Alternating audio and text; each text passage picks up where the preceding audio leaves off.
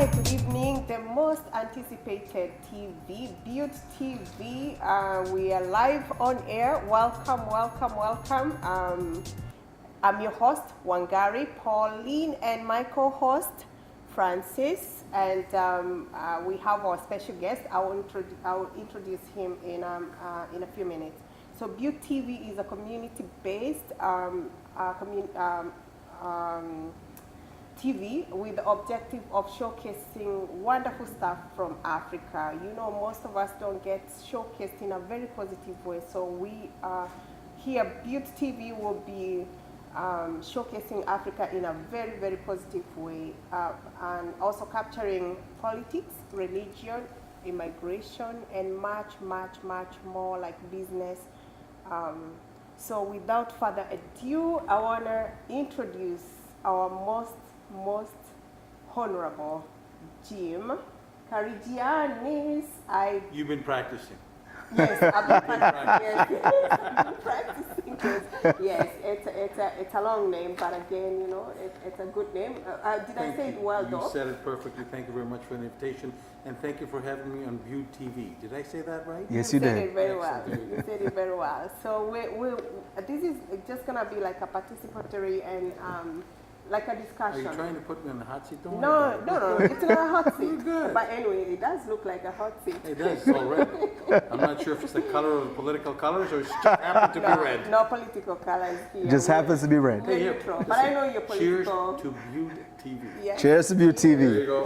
It lasts for a long time. And Thank you. For the community. Thank you so much. So first of all, I've heard very wonderful things about you. Don't believe everything you hear. We did go online and Google. You know, with the internet, you know, like long time ago, you had to ask, do you know him? Now you just Google and Well, found a lot sometimes of good things. stuff comes out of Google, and sometimes bad stuff comes out of Google. Definitely. What the heck, but it's all there. That's right. Definitely. So would like us, you to tell us much about you. You know, it's been said that most of us have come from somewhere, except if you're from Aboriginal. So would like to know where you're from or what you're doing for our community. All that. You want a 30-second synopsis of who I am. I came to this country as 11 years old as an immigrant. Mm-hmm. My father and my mother chose to come to Canada, and I want to thank them on an everyday basis that they chose this country. It's the best country in the world to migrate to. It's the best country in the world to live. I've been married for 41 years. I got 5 daughters, 5 teachers. Wonderful. I have 4 son-in-laws, and I have been in politics now roughly for less of 30 years. Oh, wow. I was a federal member of parliament for 26, and as a councillor now for 3. So I'm enjoying what I'm doing. I'm enjoying the communities. I am enjoying being involved with the communities, and I'm enjoying being here on Bude TV today. Thank you very much. Thank you so much. Thank you very Wow, much. that's a very good. I think you practiced. 30 seconds. You practiced. Again, I would like to know, like, when you came here 11 years, and most of us come here when we're adults, did you have a plan, like you're going to end up in politics, or how did it just happen, or was it in your mind, or how did that happen? When I came to Canada about 51 years ago, now you know how old I am. Mm-hmm. Things were different. Right. My father applied to immigrate to Canada, and we went and passed the medicals, we passed the exam and everything else. And the immigration officer says, you can go to Canada, we'll send the paperwork home. My father did not hear, we will send your paperwork home, we can go to Canada. So times back then in Greece were tough, not economically. There was a military dictatorship that was about to happen. And my father decided, because he was a left individual, more left than the NDP, he was a communist actually. Right. God bless him, and he's passed away, God rest his soul. We got on a plane and came to Canada. When we came here, the immigration officer says, where are your paperwork? My father says, well, they told me I can come to Canada. Back then, there was no internet, there was no email, there was no system that I can check. And he says, well, you got no paperwork, I'm not going to let you in. And the translator said to my mother, claim refugee status. Now, of course, because of what was happening in Greece, my mother said, we're claiming refugee status. After about a 10-minute interview, they decided that my father was indeed eligible to be a refugee. Okay. But then you didn't have to go through the process like you today, hearings and all that stuff. Boom, it was stamped in and we're stumped in right away, and we immigrated. So I can probably say that I claimed refuge in this country. My parents did. I can probably say that I immigrated in this country. My wife, I sponsored my wife 10 years after we came in, 1976. Everybody does the trip back home to get married, find a wife. So I did that because my father and mother did not like what was happening here. They thought that I was fooling around with too many ladies, so they decided that they were going to take me back home and hitch me. I've been married to the same woman for 41 years. Oh, wow, happily very nice. married, and I think I'm the happiest, I'm the luckiest person alive to have a great partner, and have a great family. So I'm very happy. But those days were different. So when I came, English was just bearable. Enough to say good morning, good afternoon. Matter of fact, I learned how to say I don't speak English, I'm from Greece. And then I found out very quickly that if you say that, in those days, things were a little different. There was no multiculturalism, there was no acceptance. There were tough times that I was getting picked upon. So I learned how not to speak. Grade 6 and 7 were tough. Grade 8 was much easier. Grade 9, I made the honor roll. When I made the honor roll, my parents had this dream of making me a doctor or a lawyer. I ended up studying engineering. I always wanted to get involved community-based. And that came with time. I got involved in community-based activities when I was, around 27, 28. And then by the time I was 32, my name was I was a candidate. My name was on a voters list. The first time that I ran provincially. In 1987, I did not win. Thank God I didn't win, because everybody that won in 87, provincially in 1990 was wiped out. Oh, wow. And then in 88, I ran federally. I got elected. And from 1988 until 2014, I represented the great area of Scarborough-Agincourt, the most ethnically diverse riding federally in Canada. And after that, I decided to leave federal politics after 25 years. You can be there long enough, but then things change in your life. My father passed away, my mother-in-law passed away, my mother was getting old. My wife looked at me one day and says, what are you going to do about going up and down Ottawa? So at that time, the seat that I represent now in council became empty because my predecessor decided not to run, so I decided to run. And for the last 3 years, I'm municipal councillor for Ward, the same area that I represent federally. And is that Ward 39, is that correct? Ward 39, so it's the same area that I represented federally. I'm representing municipally, the north part. Okay. It is got about 79% of the people that live in the area are people of different countries. I mean, people of first generation Canadians. So it's the most ethnically diverse ward in the city. And I have populations of, there's a large Chinese population, there is a large South Asian, Caribbean population, there's certainly an African population, and it's growing, be it from the Caribbean or Africa, but I got a lot of people that have come from Africa, people from the west part and the east part. I have a large Somali population. Okay. I've got Greeks, Armenians, Italians, you call it, it's there. And, we all live together. We live beside each other, we get along, and we've learned to accept and respect each other as we move forward, because it doesn't matter what color your skin, it doesn't matter where you're from.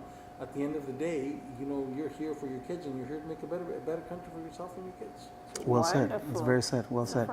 Now, I just wanted to touch base. Now, I've actually got a chance to check you out, and one thing about you is you're deeply involved in the community to a point of passion.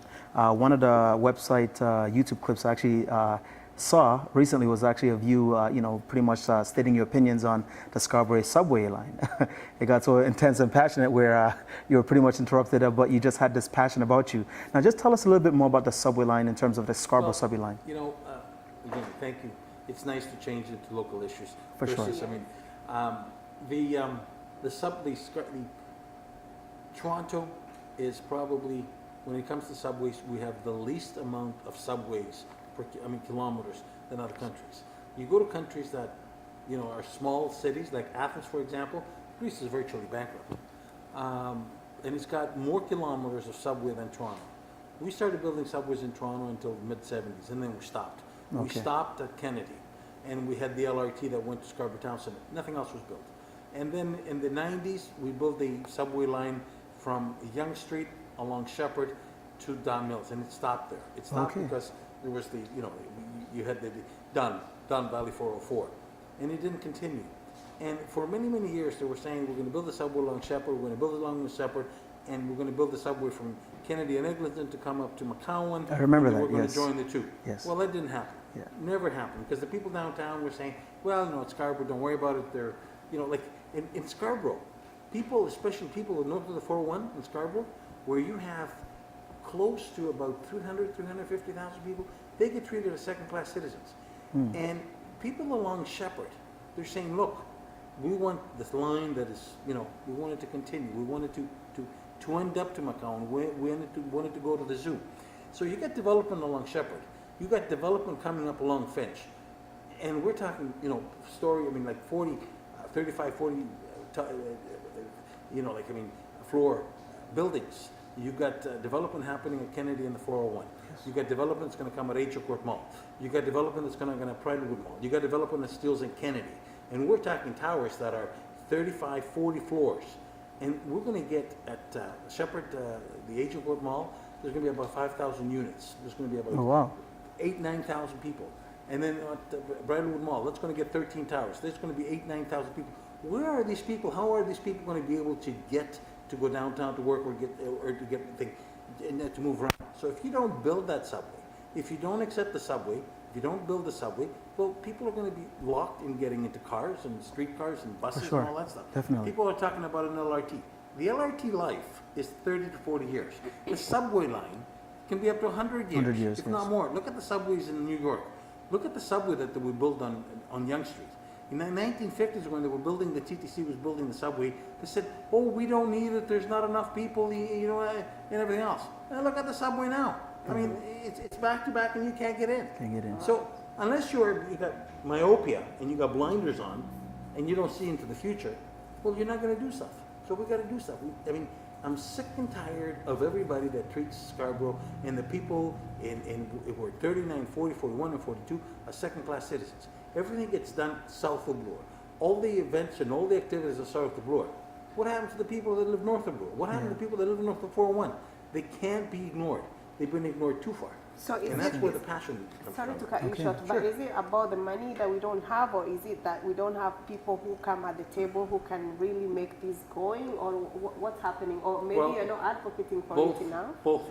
I mean, all the money that, after amalgamation, the suburbs were affluent. The town centers were brand new. The community centers were new. And downtown, because of the length of time that they were there, they were falling apart. So all the attention was paid to downtown. Okay. And all the development happened downtown. Now that development is happening in the suburbs, everybody's saying, well, it really doesn't matter. So we're talking about a relief line from paved subway down to Union Station. Well, what's that relief line going to handle? The relief line is going to help the people that are going to be at the bottom of the Don Valley. There's going to be development. There's going to be towers. Gotcha. So the relief line will be built in order to assist them. Okay. So what happened to the people, the development that's going to take place at Bridlewood Mall? What happens to the development that's going to take place in Angel Court Mall? Well, nobody cares. So the determination is there. What do we need to do as a community, and you being our voice? Well, it's not only that I'm your voice, and I thank you for that. I think the people that live downtown and people that live in other areas have to realize, and they have to say to their councillors, look, Toronto is one. It doesn't matter where you're in Toronto, you are one. Right. And everybody should have the ability to walk to the subway. Correct. There was a lady that came to make a deputation. I said to her, how far are you from the subway? Well, I am 2 kilometers. I said, you can walk to the subway. She said, yes. I said, don't you think that should be afforded the same thing? That should be able to walk the subway? Oh, no. I said, what makes you different than I am? Just because you live downtown? Yeah. So the passion comes from that. I mean, you can be in Scarborough or in Etobicoke and not have those subway stops. If you look at North York, it has 13 subway stops. If you look into Etobicoke, which is much smaller than Toronto, it has 3 or 4. Scarborough has 2, and we're going to go to 3. So come on. You can't treat Scarborough. Every time something happens in Scarborough, there's a connotation of Scarborough being, like Scarborough, like this happened in Scarborough. Yes, exactly. When something happening in North York, you don't say North York. Yeah. You say particular area. Yes, exactly. So what happened to something in Scarborough? Why are you saying it happened in Scarborough? Why don't you say it happened in this particular area? Exactly. Well, I mean, the stigma, obviously, where a lot of people just have this thing about Scarborough, and you know, they don't really categorize like you just said, and that's been going on for quite some time now, for years. Now, how can we actually go ahead and maybe just change the minds of the viewers or just people in general to stop having that generalization? It's not Scarborough versus downtown. It's not North York versus Scarborough. It's not Scarborough versus Etobicoke. We're all one city. We're Toronto. And the faster that we understand that this amalgamated city, which is going on 20 years, amalgamation was an exercise. Some people say it failed. Some people say it was fair and it passed. Well, we're in it. We're all in it together, and we shouldn't pit one community against another community. Unfortunately, some downtown councillors, they only care about downtown, and they don't care about uptown, or they don't care about suburbs. So we've got to make sure that we realize it's not uptown versus downtown. It's not Scarborough versus Toronto. It's Toronto, period, full stop, end of story. You've got to get off this thing. Well, Toronto does not deserve subways. Scarborough does not deserve subways. Scarborough does not deserve community centers. You've got to get off it. Because if you're off it, well, guess what? The people in the suburbs are going to say enough is enough. And, you know, there's going to be difficulties even in council. And there's difficulties right there, right now. Right there, yeah. Wow, there you have it. You see, you can tell that we have a councillor who is very passionate about the things that really matters to the local community here. And so I will be welcoming questions. Those who have sent questions in advance, thank you so much. And those who are willing to send more, we're still accepting. And we'll be going on a break in a few minutes, but before you go on a break, you got to tell them where to send those questions. Yes, you can send a question at info@budetv, budetv@gmail.com. Thank you once again. We'll be asking more questions. Do you have? You're going to put me in the hot seat, eh? Yes. So yeah, we're definitely going to be coming back. We're going to have a few questions we're going to be asking. We're going to be checking the live feed to see the questions that are actually been sent right now. So once we come back with Councillor Jim Karygiannis, we'll definitely be addressing those questions. So please hang tight and we'll be right back. Thank you.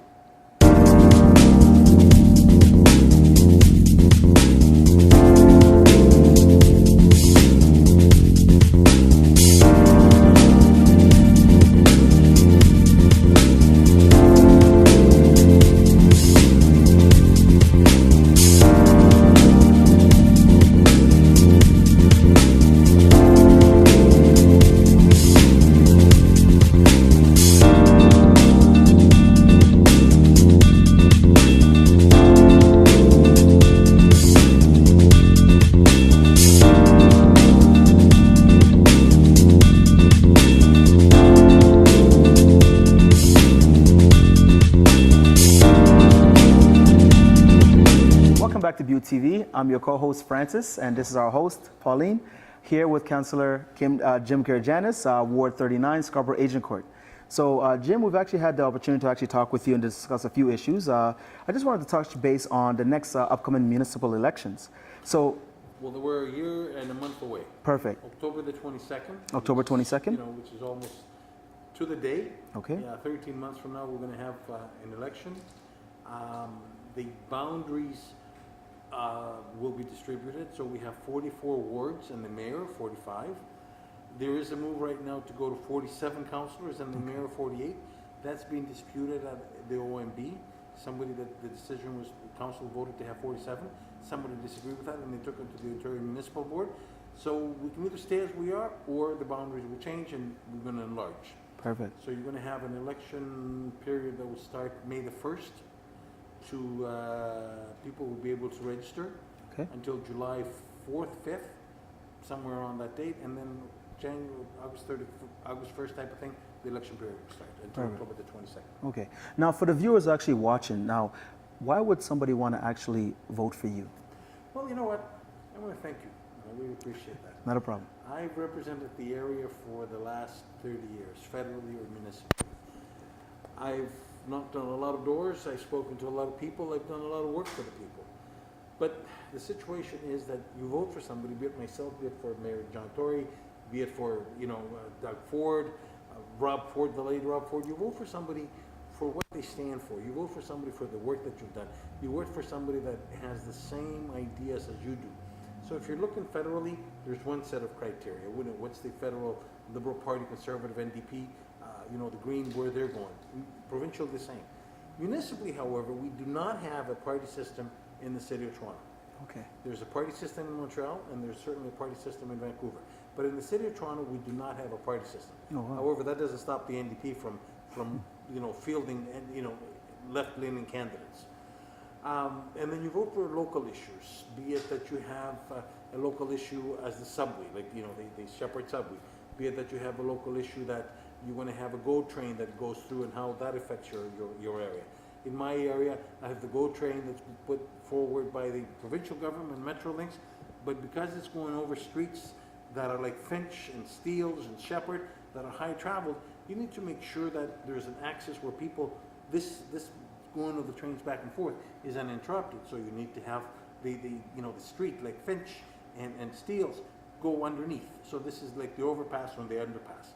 And you do have other local issues that you vote people for. Yes. Or you vote against somebody because there's a local issue that person does not rise to the challenge. Now, I will give you one example. In my area, I have rooming houses. Rooming house is where you take a home, which is a single family home, you split it up and you put 5 or 6 or 7 or 10 individuals to live in rooms as families. And in my area has made people very angry. So people came to me and said, look, we don't like this.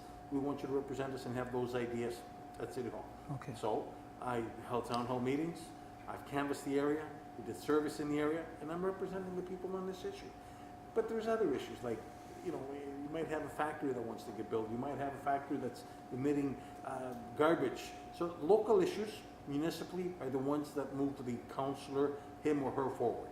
Great. Wonderful. And still, while we're still on the municipal, I would like to hear, how would you encourage maybe a young person who's aspiring to get into that board and get at the table and really be able to, because, and again, I will also mention that there's very few immigrants, and especially like people of color and black people. So we'd like to see more at the table. What is the criteria? What is the step that they should take?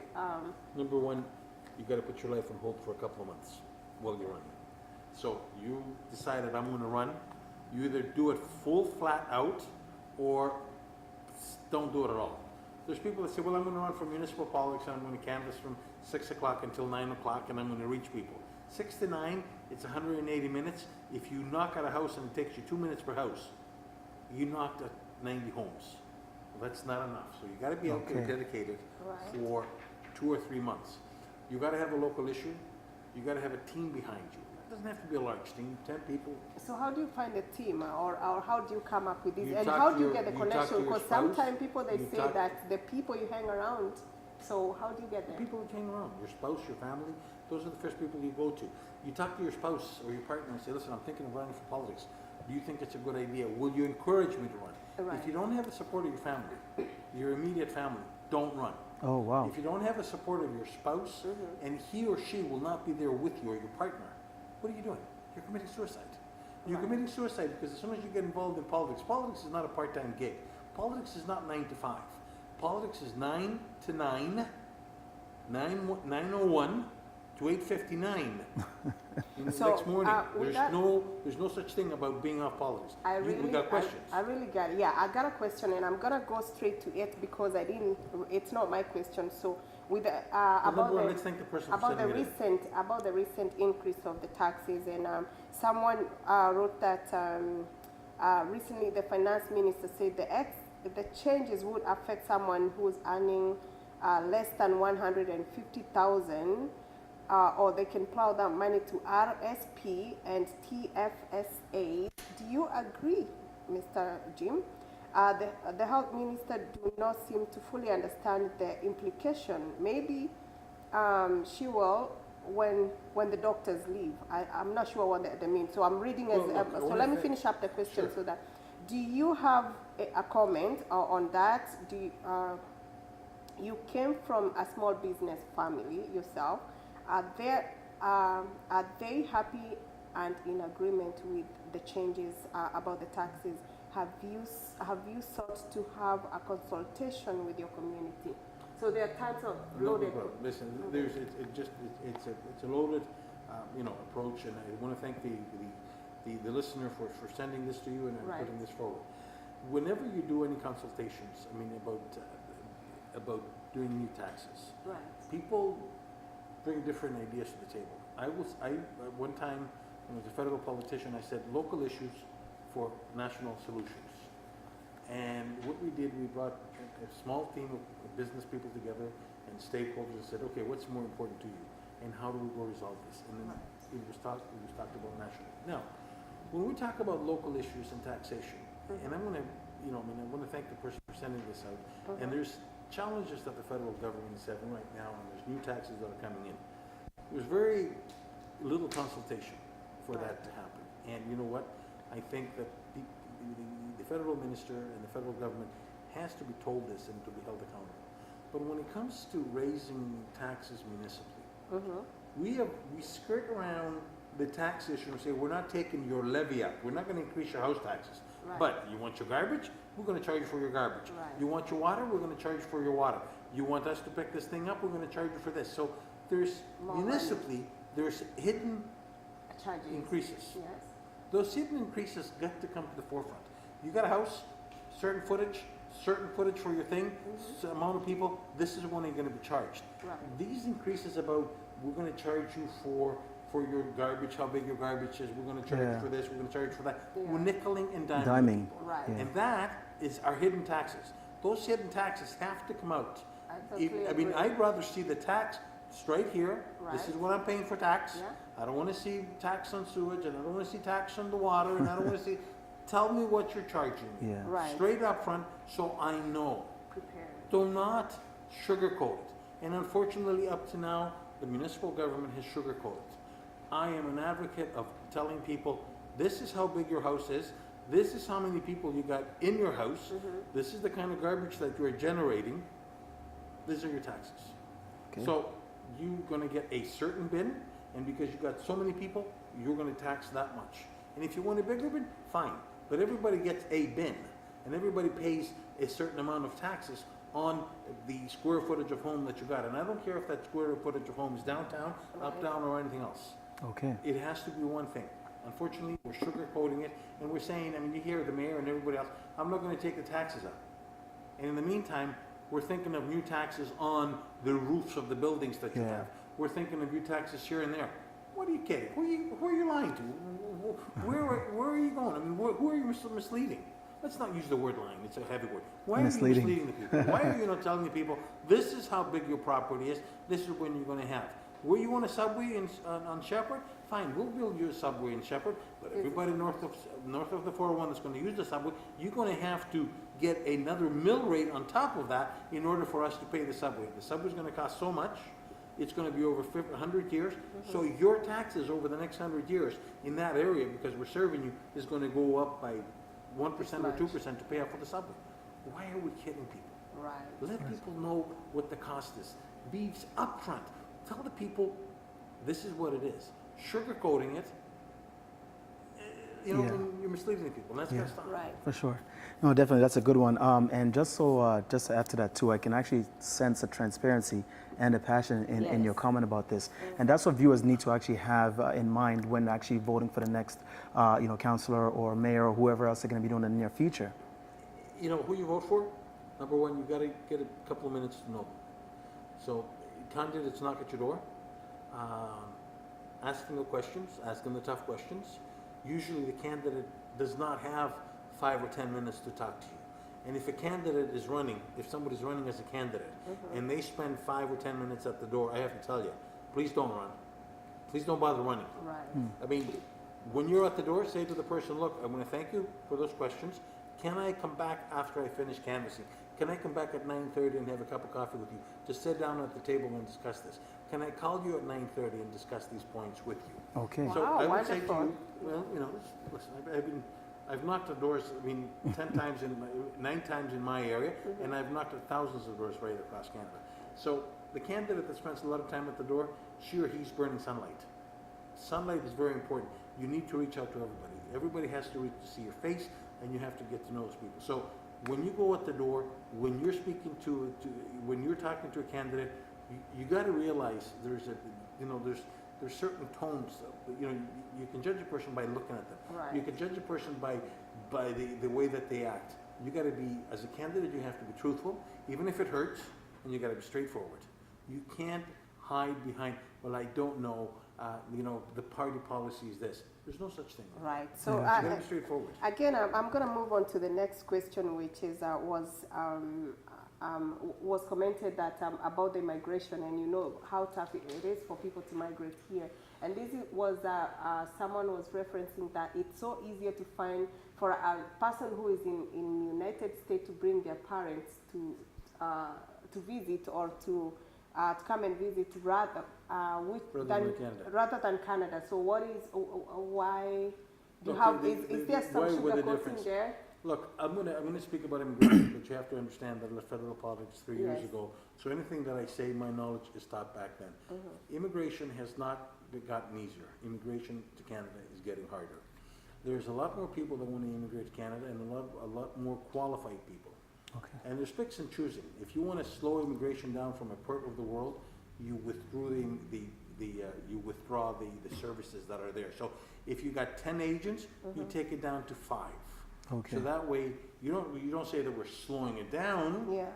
But you have less people to service that. Right. There was a point in time that there was a heated discussion in the immigration committee, and I said to one of the officers that was there, a bureaucrat, and I said, what about this, and what about this, and what about this? And these were African-based countries. Right. And it was taking a hell of a lot of longer time for people to come from those countries than it was taking for people to come from other countries that, the Europeans or Caucasians.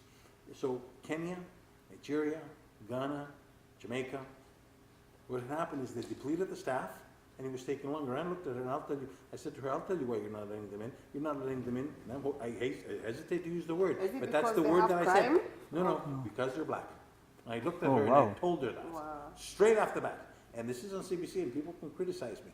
But when you looked at the statistics that was happening, the federal government at the time was taking people out of those posts in order to slow down immigration. So if you don't want to say, they're saying, we're letting people equally from all the other countries. If you want to slow it down, the only thing that they did at the time was deplete the officers, so officers was taking longer, the processing was taking longer. Back in 2006-07, we started having the parental applications started to backlogging. It got to a point that the parental applications were taking 8 to 10 years. So, thank you very much for planning to come to Canada, but, you'll see your parents in 10 years. So things have changed now. Now they got the parents on the lottery system. You have to apply, and then they have a lottery system for you to come. Wow. So things have changed. I want to ask, because I know you're in Liberal, and I think when Liberal... I was. You was, Now okay. I'm a political atheist. Okay. I don't belong to any Okay. political party in the city. Okay, However, my blood is Liberal, but when it comes to politics, Right. in the city, we have no Liberal, NDP, or Conservative. So municipal politics, there's no... Because when they were campaigning, they really said that things were going to get better with the migration. So, but again, I wanna commend you for coming up, or opening up, and not sugarcoating and saying the way they are. And some of us we suffer the end of not being listened, or. But again, I appreciate that you're saying that. It's the backlog happened because we have less people who are working on these cases. The backlog also happened because there was a lot more people wanting to immigrate to Canada. Canada is one of the favored destinations for immigrants, Right. and when you have 1 million applications in, but the structure, the infrastructure can only take $250,000 per year to 300,000. If you don't have the infrastructure, if you all of a sudden open up the doors, what's going to happen? People are going to come in, but you won't have the infrastructure to look after them. You need housing to begin with. You need new housing. Right. You need to make sure that the schools are there. You need to make sure that the transportation is there, which comes back to the municipal issue. Right. For example, there's a lot of people right now in the United States that want to leave the States because of what is happening with Trump. Exactly, yeah. The visas are running out in December, and we have a large Haitian community that is scared, and they're coming to Canada. So they cross the border in Quebec, and a lot of them will be ending up in Toronto. The first thing that I did as an advocate for newcomers, I am colorblind. When I say I'm colorblind when it comes to skin, I don't care where you're from, I don't care what you look like, I'm colorblind. So immediately I called the Haitian community, we had 2 round tables, and we're moving to empower the community to be able to help their brethren and to be able to make sure that they're there to look. So when it comes to people of different color, when it comes to people where they come from, I don't care where you come from, I don't care what you look like, to me you're a human being, and that's what matters. Wow, that's so, you know what, I think even because of the time that we have, we're going to have you come back here because there's so many other questions that I would want us to touch and really elaborate more and go, especially the I know we didn't touch on the health, the education and women, because I would also want to hear more. 5 daughters, mother, and a wife. I know my place in the world. Yes, so we would definitely want to have, and again, I want to thank you for being our first guest. It's been awesome. For me, it's my first time being a host here, and again, you've made the conversation and dialogue go very well. I want to give it up to R Square, who is the major sponsor for this event. And but before we do that, let's just touch base on just a wrap up here. One word. Yes. And something that you have to remember. In this country, we all come from different places, and we say diversity is our strength. I have 4 words that I will elaborate on. You have to respect each other as equals. I have to respect you for the work that you're doing. Yes. I have to accept you of the difference in difference in color of the skin, and you know, I have to accept everybody as an equal. You celebrate our differences and you embrace our future. Very now, true. race, R-A-C-E, respect, accept, celebrate, and embrace. Wow. That is what it's all about. That's a very powerful one there. Very, so that's very the message powerful. that I always live with everybody. If you don't respect your person beside you, you don't accept them as an equal, you don't celebrate them, and you don't embrace the future together, guess what? Do me a favor, please. If you don't think that you're a part of that, you don't belong in this country, if you feel like leaving the country because you say, well, she or he is of a different color, they don't belong here, please leave. I wish we could have more people thinking the same way, because the world would be a better place to live and a better place to immigrate in. So with that, we would like to welcome you. Do you have another thing to add before we? No, that's about it. No, it's very enlightening, you know, to have you here, just, you know, shed your light. Like I said to you before, you definitely speak with passion, and that's something people should actually, you know, be focused on once they're actually making their next vote, because, you know, you can have a lot of politicians, you know, that say a lot of stuff, but you can always sense passion. And I say passion speaks truth. You're welcome. Thank you for having me. And I will say one thing. I hope that TV takes off. Yes. I hope that I'm invited back. And I hope You definitely will be invited back. I wish them a lot of luck. Thank you very much. Thank you so much. So again, I want to thank you, our sponsors, R Square, Becky Enterprise, Wangari P Consulting, and Team Slee Advertising. Thank you so much all, and I want to give thank you to our camera crew and all the people who are, camera crew. and all the people who are here, our first audience. Thank you so much for your time. It's been an awesome time having Honorable Jim Karigianis. I've been practicing that. She's been practicing well. Thank you so much. Thank you. Thank It's you. been an honor having you here. Thank you so much. Tune in next time for the next episode for Bude TV, and yeah, stay enlightened. Thank you.